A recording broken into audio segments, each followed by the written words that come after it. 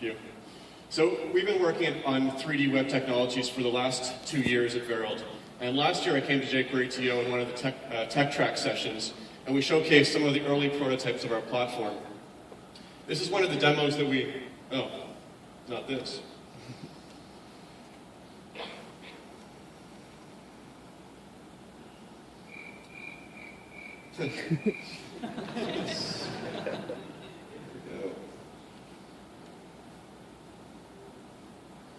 That's 2 tech issues in the first 3 minutes. That's enough. Get them out of the way. There we go. All right. So those of you who were here last year, you saw this from us. So this is one of our earliest prototypes with the earliest version of our platform. And it's not a video, it's pure web technology though. It's JavaScript, HTML, CSS, running in your browser. This is just Chrome, runs in Firefox, runs anywhere that WebGL runs. So it's an interactive simulation of 230,000 asteroids orbiting Jupiter and the Sun. And especially what it's meant for is to showcase, if I switch the camera view, to showcase the Trojan asteroids that form where those 2 gravitational fields intersect. And this phenomenon can be explained in other ways. You could create a video about this, you could create some kind of infographic about it, but really it lends itself best to a simulation.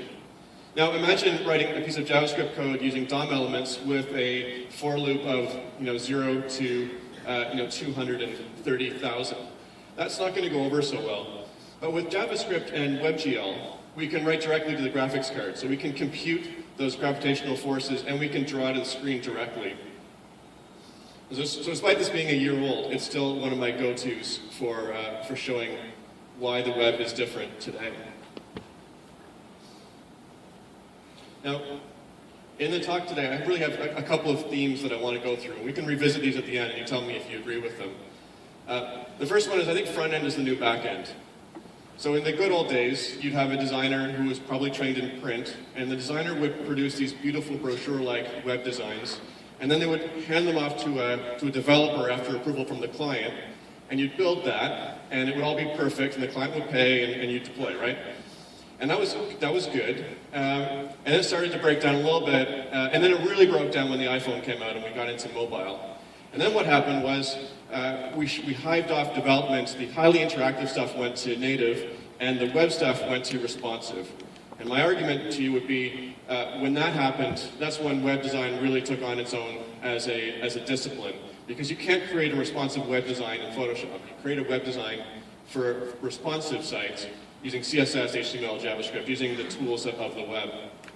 And so our front end is getting more and more sophisticated. Then you add on to that client-side MVC, real-time, and all the other, not to mention all the stuff I'm going to show you today.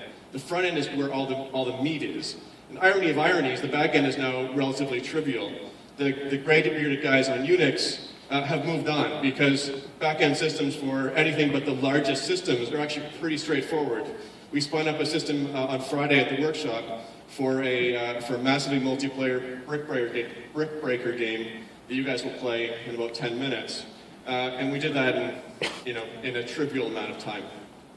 So that's theme 1, and you can tell me if you agree with it. Theme 2 is, I think this era of the web is going to be defined by the creative coder. So the front-end guys who are learning a bit of design today, they can push even further into that and learn some of the new technologies for doing highly responsive, highly performant web applications. Those are going to be the things that we look to in this era of the web and say, this is what defines that era. And I think it's largely going to happen with the death of apps. I strongly believe that this era of us building an app and then porting it and porting it and porting it and porting it is going to die. It's going to be over. We're going to be building back on the web. And we're going to be able to do that partly because of the work that you guys do in building great applications, and partly because of the work that the platforms are doing to make that web experience more performant. And WebGL is a big piece of that. So I'm sure by now you've all heard of WebGL. Last year maybe there were some people who hadn't heard of it, but at this point everybody knows what WebGL is. You can't win a design award these days with a website or any kind of web experience without doing some kind of graphics. It just seems to be the way things are going. What WebGL is ultimately is giving the web developer access to the graphics card. So on your machine, whether it's a mobile or a desktop machine, you've got a graphics card which does pretty much only one thing. It takes a bunch of data and produces and fills that frame buffer. Highly parallelized math calculations. So you've got your graphics card in your machine. You've got the graphics drivers on top of that, which interface with the graphics card. You've got the applications that sit on top of that interface with an open standard API to the drivers. And WebGL gives the application layer a backdoor to get directly to that. The JavaScript API that lets you communicate to the graphics card just like you would if you were writing a native application. So JavaScript layer on top of that OpenGL layer. Now, we're not all going to start writing graphics code here. Just like we don't all write graphics code when we build native applications. We're going to use rendering libraries. 3JS is the most common one, and just by show of hands, how many people have played with 3JS, done something? So that's like a good third of the room, which is awesome. So 3JS is the biggest one. There are a number of others, Babylon.js and several other rendering libraries. So these are libraries where you say, like, give me a cube, give me a light, animate the cube, animate the light, and render that onto the 2D screen. And then your application. So now you think about this, and you can write applications in JavaScript that are doing highly performant applications with graphics in JavaScript. And in case you don't believe that JavaScript is fast enough, the announcement last year of the Unreal Engine running in Unreal Engine 3 running in Firefox was pretty cool. The announcement last week of Unreal Engine 4 running in JavaScript is even cooler.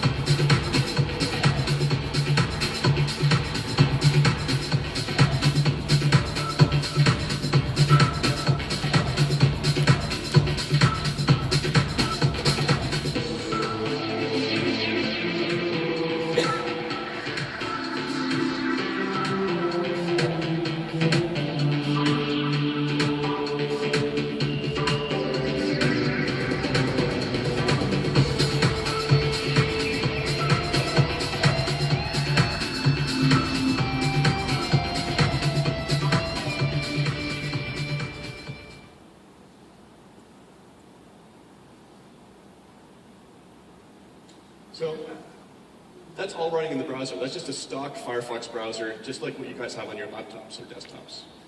And I work in this space, and 3 years ago, I never would have imagined seeing that kind of graphics performance from a web application.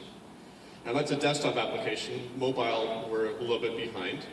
But still, for a native web application, that's pretty phenomenal.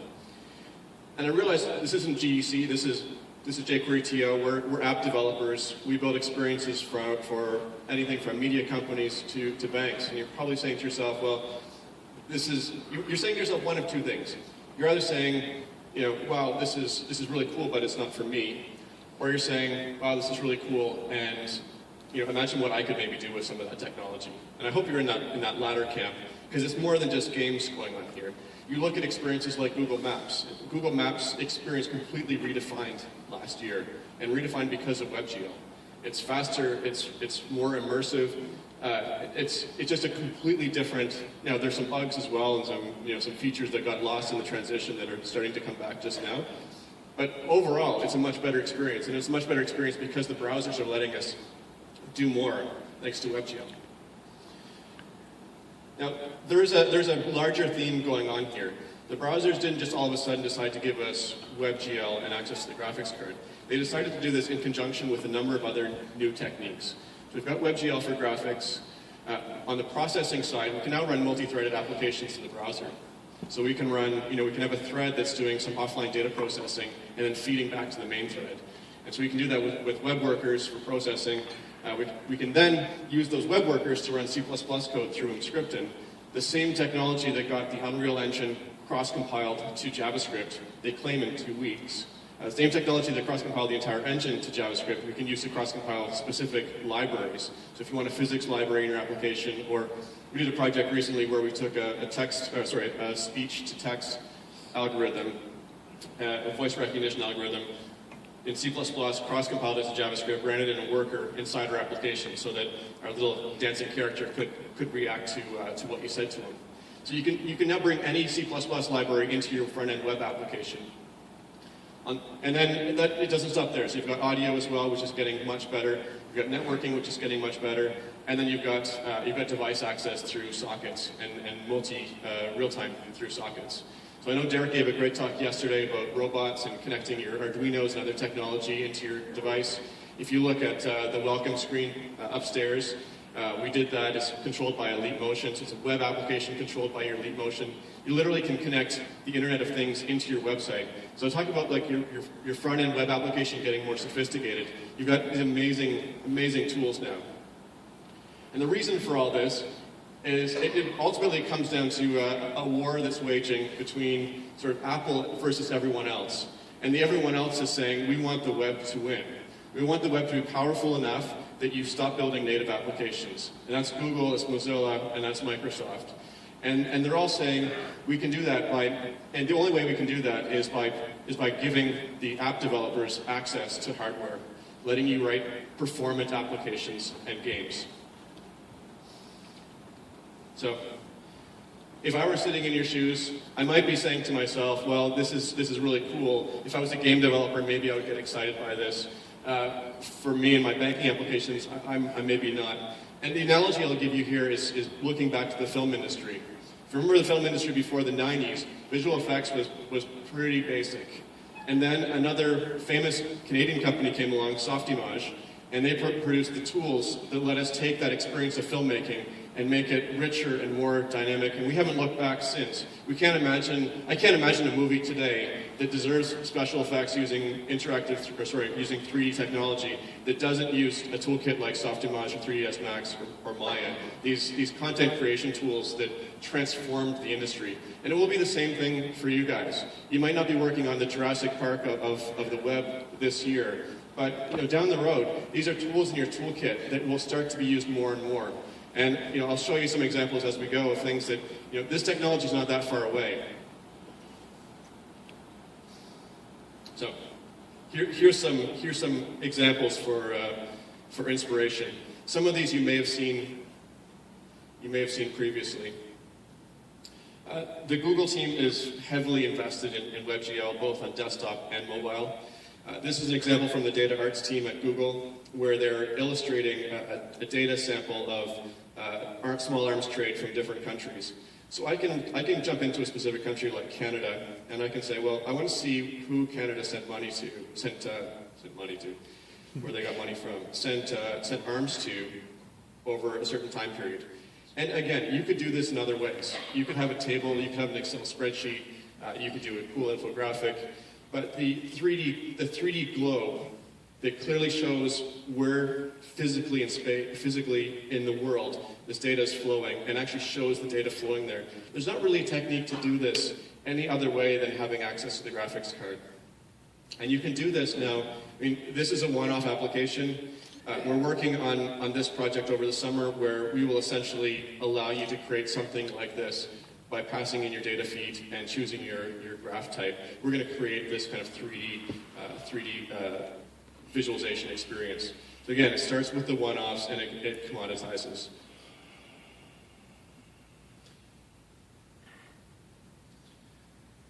I debate whether to show you this one. Has anyone seen this Hobbit experience? Yeah, this is a really great demo. It runs on both mobile and desktop. I love this one because it merges sort of all the best practices and all the things that we can do with design, all put into one. It's a really great storytelling application that leverages video in some really novel ways, scrubbing the video as you pan through a scene.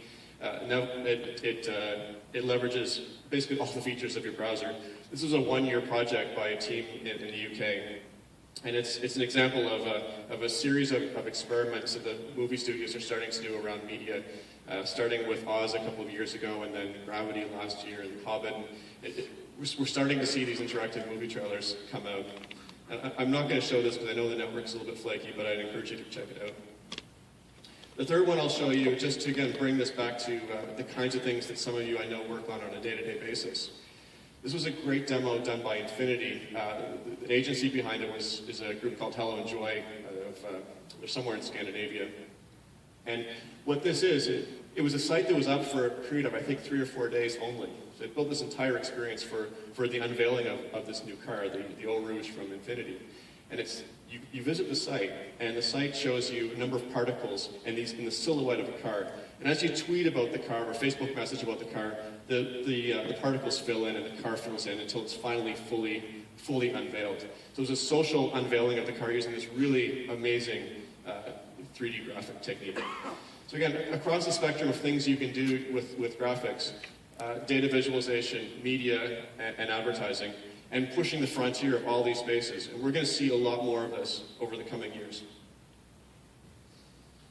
So my message to you is, my message to you first of all was, as developers and designers, your role is about to change. Your front end is becoming more complex. That's one way to look at it. The other way is your toolkit is expanding.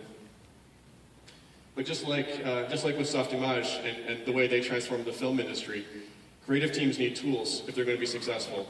And I know Mark alluded to the fact that we have an announcement to make here. And the announcement is that our toolkit, the first complete publishing platform for interactive 3D content, is going live here officially as of JQueryTO.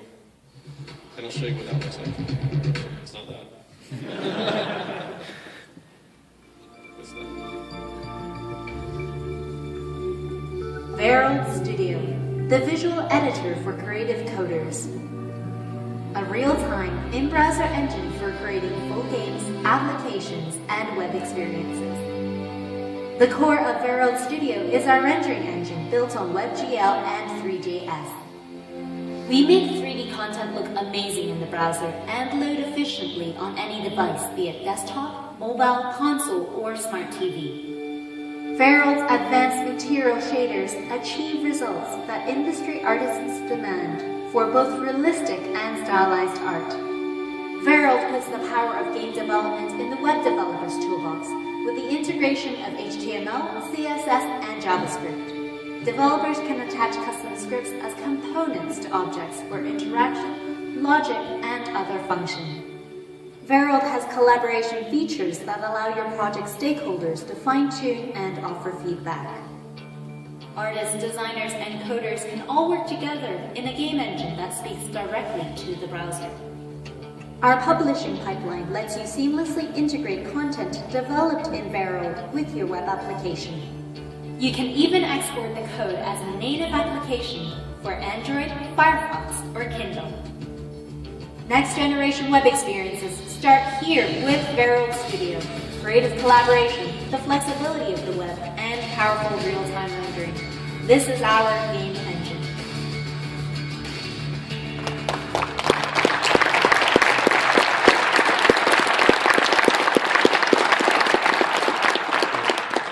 It's been a huge amount of work to get here. We're a small team. We're 8 developers, well, 7 developers and me, and decide what you want to call me. But small team of 8 working on this for a bit over 2 years, and we have something that's, I think, pretty amazing. And it's the kind of tool that will change the way that you work.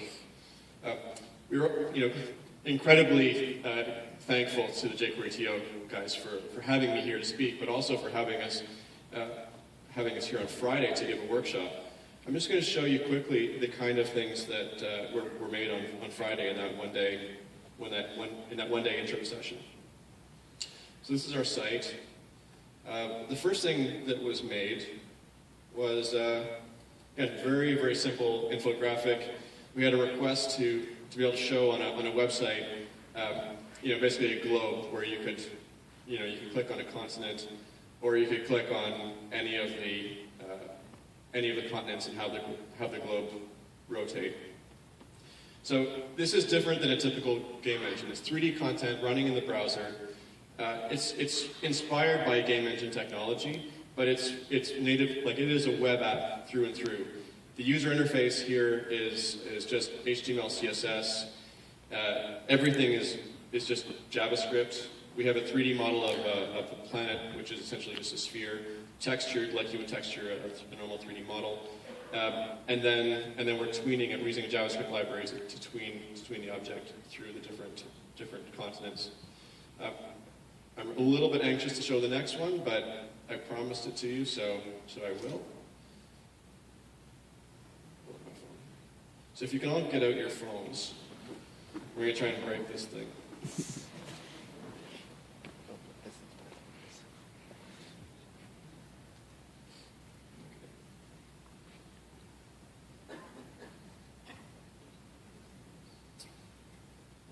We might not have to try that hard.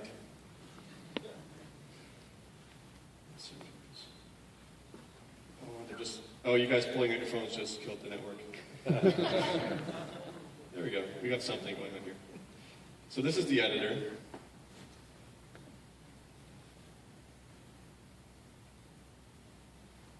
So this is the editor. Again, nothing really remarkable to look at here, but we have a brick breaker application with a bunch of bricks and one ball. But the cool thing about this is we loaded this up to a small socket-based server that's running on Heroku. And you can go there by going to rc.verld.com. rc.verld.com. If you go to the site, you'll get a ball, and the ball will be, your ball is the color on your screen. And you can move the ball by swiping it. Now very quickly, you're going to have no idea which ball is yours. It's actually not running too bad.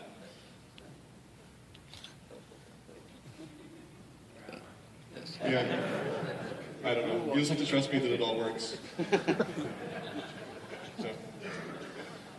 So there's an example, again, in a relatively small amount of time, put together a simple physics running in the browser. The physics is running in our physics library, which is based on Mo.js, running in a web worker on the client. So yeah, the things that are going on here, the 3D scene itself is running in WebGL in our engine. It's just a bunch of primitive objects built on 3JS. The server is a really simple, like literally 20 minutes to create web application using sockets.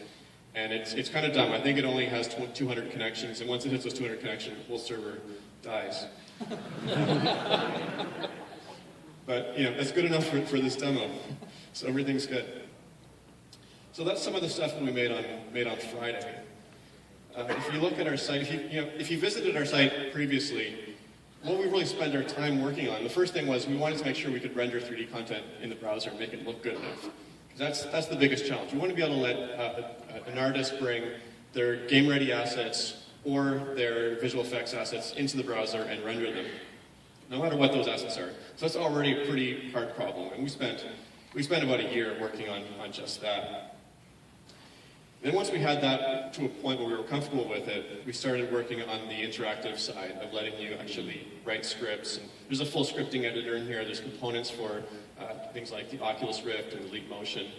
We've got a ton of pre-built components that you can just build from, and more coming. Yeah, it's going to be a little slow to load. I want to show you, I do want to give you a very quick primer on what 3D content looks like in the browser. So this is one of our artists. He's from Austria. He made this dragon. And the dragon will start animating as soon as it's loaded. There it goes. So this is, the content isn't great. Like, we don't give you the tools to make the dragon.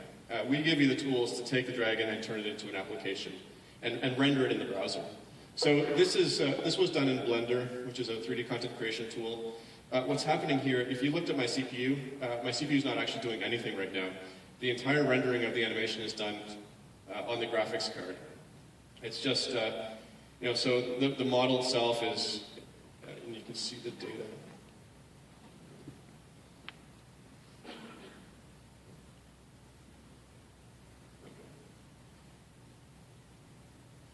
So that's what the geometry looks like on the model. So that's what 3D content looks like. And if you think, if you want to know a little bit about how 3D works, you have geometry data that gets passed to the graphics card. and then you have texture data. And the texture data is what gives you the fine detail. So and it can be not just color, but also some of the fine texture comes through the different texture layers that you apply to the model. So that's what 3D content looks like. We let you take that content and bring it into your web design as seamlessly as working with any other element of your page, image, text, whatever. So that's the stuff that we built on Friday. I'll show you some examples of things that we've built previously.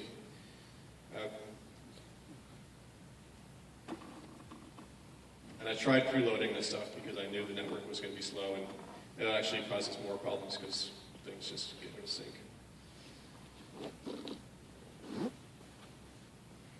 Let's give it a sec. So we built this application for the Discovery Channel. They did an episode on, of all things, they're down the street from us here in Toronto, but they go to LA to do an episode of their show on this guy, Alex, who has a 3D scanner that he uses to scan people. So these models are actually models of real people. That's the scanner guy on the right, and Lucas on the left here is the reporter from Daily Planet. You can see it is just a proof of concept. They're sliding across the ground.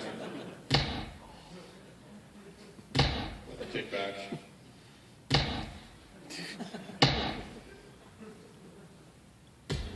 So who do you want to win?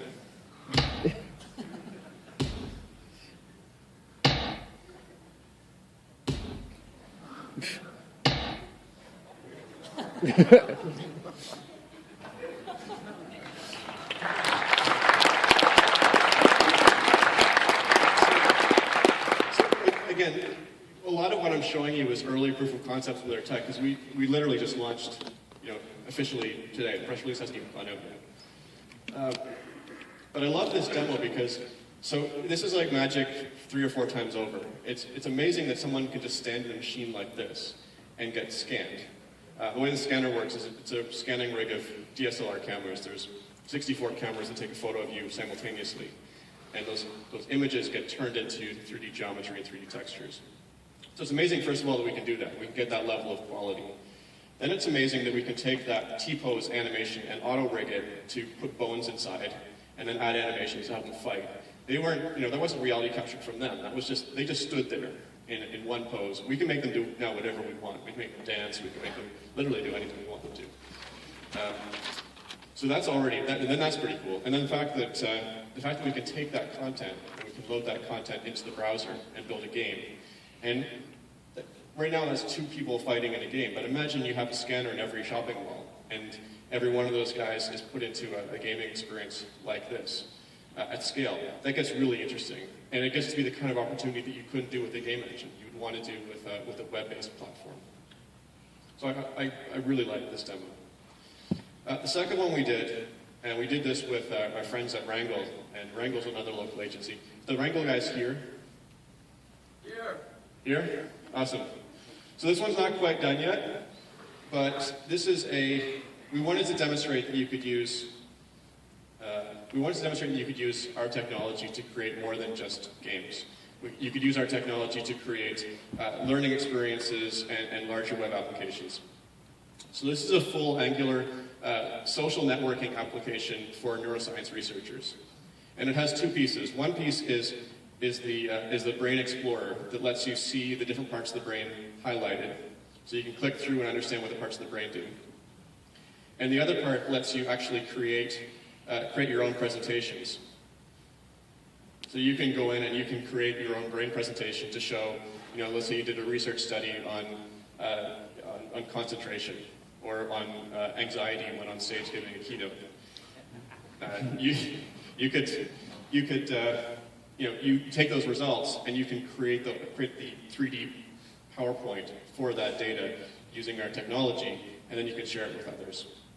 And so, again, early days for this. This is a proof of concept that was built by us. We'll see where it goes from here. And I'll show you this last one. The design is maybe not the most impressive, but it's the most bizarre thing, because of all companies who we would have as our first users, This was a pipe manufacturer in London, UK, who called us up and said, hey, we're going to a trade show, and we want a way to be able to show off the pipes that we manufacture. And, okay. Again, something has to not work, so that's all right. They wanted to show off they wanted to show off these pipes at a kiosk. And so what they did was they provided us with the 3ds Max model of the pipe and all its components. We wrote a script, again, in a matter of a few minutes, that would take that model and explode it into all its parts. So you can be sitting at the kiosk, you can spin the thing around, you can touch it, and it blows up so you can see how it goes together. They absolutely loved it. And again, relatively straightforward to do. So we've got lots more coming. Again, the platform is just launched. We have some great demos to show you. And I'm almost done. Again, going back to my message from the beginning, front end is the new back end. The real complexity and heavy lifting in your application now is in the browser. And especially with the kinds of technology we're giving you and that is available to you, your front end is going to, your opportunity on the experience side is huge. And this is new kinds of experience design, this is new kinds of pretty hardcore dev, and new kind of product design. So I think it's a really exciting time to be a developer. These new techniques that we're being given and new platforms we're being given are really great. And my challenge to you is, what are you going to make? I'd love for you all to come and try out Verld, try to build something. It's still, again, early days. Feedback is appreciated. Documentation is coming. And it will only get better from here. But I encourage you to all come and make something. We leave you with one last thought. If you saw our demo on the big screens as you came in, the Doge flying around, that was Justin from our team who designed that. I actually don't get Doge. This is probably the only time in my life where I feel like I'm getting old. But I understand most memes. Doge doesn't do it for me. But I'll suggest something to you. If you go up to that big screen, the leap motion in front of it, you can wave your hand to move the jQuery sign, which is, okay, but nothing special. If you do the Doge ears, you will get something special. So 2 fingers in each hand over the leap motion, and you'll get the Easter egg. That's your tip before you go home today. And that's it. I'm going to leave you with that.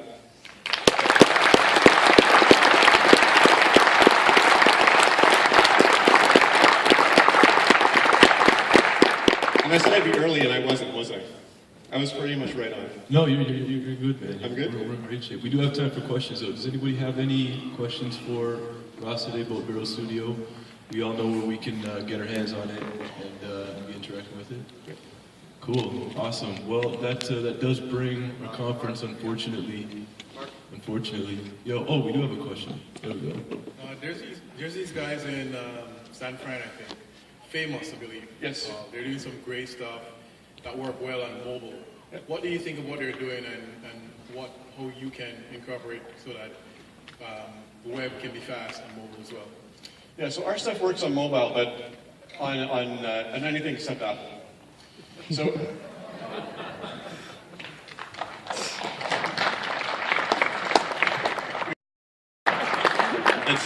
it's deliberate, right? Like, they don't want you guys writing web applications for Safari.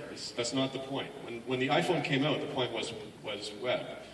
That was Steve Jobs' announcement, was we're building a mobile internet connected device. And then they moved away from that, and they've got WebGL support. It's actually really great, but they don't give it to you because the goal is to get you to build iOS apps. The goal is not to get you to build Safari. So there is definitely that challenge with iOS for us. What Famous is doing is they're building their own layer on top of the DOM. They've been talking about it for a long time, and apparently it is coming. It is real, and it's coming sometime in June. I don't know. It comes down partly to a philosophical debate. Do you believe in the open web, or do you believe in building something on top of the open web? I think in the long run that open standards are going to win, but what Famous is doing and what they're able to talk a pretty good game. So we'll see what they actually deliver. The question at microphone number 2. Hey Ross, so I was curious if you could tell us what kind of licensing is involved with anything we were to write on Vero. So most of the code you're writing is 3JS code, which is MIT license. Our engine, so our editor is closed source. The engine is currently also closed, but it will be opening up an MIT license soon. The only reason we haven't opened it in open source license yet is one of the devs isn't happy with the way his code looks. And we've been just hustling, like you would not believe, hustling how much we've been working to get this thing out. But it's going to be cleaned up and it will be MIT licensed. I mean, that's the biggest challenge. Like for a company our size, one of two things happens. We either go out of business or we get acquired by a big company. Either way, as a developer, when you build something for us, you don't like either scenario. So, I mean, there's a third scenario that we're just wildly successful and we IPO. But as a developer, you worry about one of those two things happening. You worry about us going out of business and you worry about us being acquired. Now, we're not going out of business. We've just raised a round of funding. And so we're good for a long time. Acquisition, you never know what could happen. That's not my goal for the near term. My goal is to build this business into something really great. And so, but to alleviate your concerns, and because it's the right thing to do, the engine is completely open source, or it will be as soon as we can.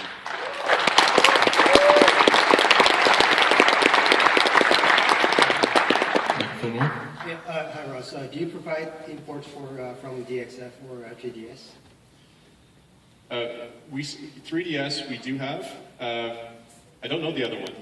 It's a format I've never heard of. No. If you can export it to FBX, we can bring it in. Architecture formats are slightly different than real time. We will, so there are a number of challenges around, we can talk about that. But we support all the major transfer formats, FBX, Collada, OBJ, STL, PLY. So all the maker formats, if you've got a scanner or a 3D printer, anything you're using there, you can bring into us. And anything from the media industry, you can bring into us. The architecture stuff and mechanical drawings are a little bit more difficult. We're working on some solutions there, though. Cool. Do we Thanks, have guys. any last questions? Thanks again, Ross.